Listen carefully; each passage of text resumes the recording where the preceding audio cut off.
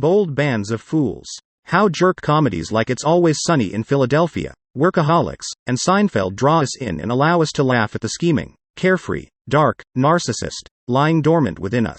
Workaholics is a show that features the desperate antics of three underpaid telemarketers, Anders, Adam, and Blake, who live and work together. Beer Heist is by far my favorite episode. It feels weird to say this sentence, but Beer Heist is a stroke of genius. In this episode, the guys go to a gas station to buy beer. While entering the store, they run into a group of attractive college girls. The girls are on their way to a college kegger, but they are under 21, so they ask the guys to buy them beer.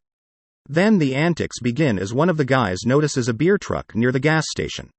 He notices the truck door is open and the driver is not around. Anders give this girl her money back. "Why buy all the beer when we could steal all the beer?" Adam said slyly while pointing to the open beer truck. "That would be epic," says one of the girls. So, Blake and Adam sneak into the back of the truck. The plan goes awry as the truck starts to pull away and the door closes on them. Anders rushes the girls into his car to follow closely behind. As Anders and the girls follow the truck, Blake and Adam throw cases of beer to Anders through an open window while one of the girls takes the wheel. At this point in the episode, I'm visibly excited. I am completely engaged in this episode. The guys continue to up the stakes. They follow the truck to a brewery and attempt to steal more beer. The results do not pan out as they had hoped, and more hilarity ensues. I am not over-exaggerating when I say this episode changed my life. It is an episode full of excitement and movement. I became nostalgic for a time in my life that was full of action and anticipation. A time when risks were taken and things were always moving, or so at least I thought. The episode is not only amusing, but I am excited for these fictional characters as it would be for a friend telling a funny, crazy story from their youth.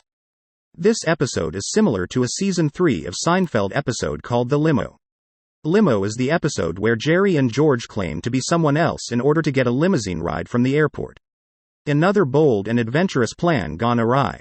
It also reminds me of an episode of It's Always Sunny in Philadelphia called The Gang Hits the Road, where the gang hitches a trailer to the back of Dee's car and they drink around Philadelphia.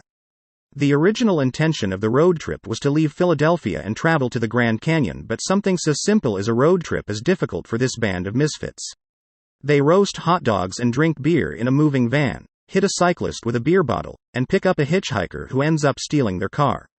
The underlining theme of these episodes is that of an exciting moving adventure. These shows are similar in many ways. All these shows feature a diverse group of characters that are self-involved, scheming, manipulative, and dishonest. Yet we can't help but love them for their childlike wonder about the world. We can't help but envy their ability to take bold and decisive action. Even when that action has chaotic consequences, those consequences are better than boredom. George will try anything once. Charlie and Kramer never give up. Jerry and Dennis pride themselves on their ability to manipulate others. In all these shows, the characters seem to be acting boldly but going nowhere. Could you remember an exploratory time in your life? The world was new, full of wonder, experimentation, and anticipation. These characters and shows are part of a never-ending college frat party.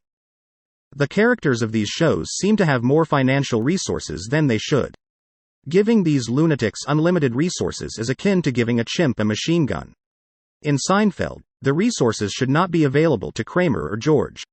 I assume they have some kind of trust fund, or rent in New York City was that much cheaper in the early 1990s. Frank funds the antics of the gang in It's Always Sunny. The bar is really a setting for the gang's antics. It's revealed that the characters of Workaholics only make $7.25 an hour. It's not all fun and games. These characters are tragic. There is a dark side: broken dreams, substance abuse, and a cynical eye toward the world.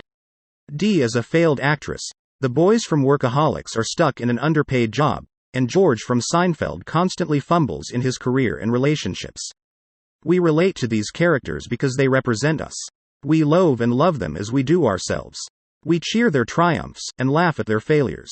We even enjoy their cruelty as an expression of our more animal nature. They're selfish, we're selfish. They try to manipulate others, and so do we. They hate, scheme, resent, and we do as well. These bold bands of fools will keep generations amused and engaged for years to come.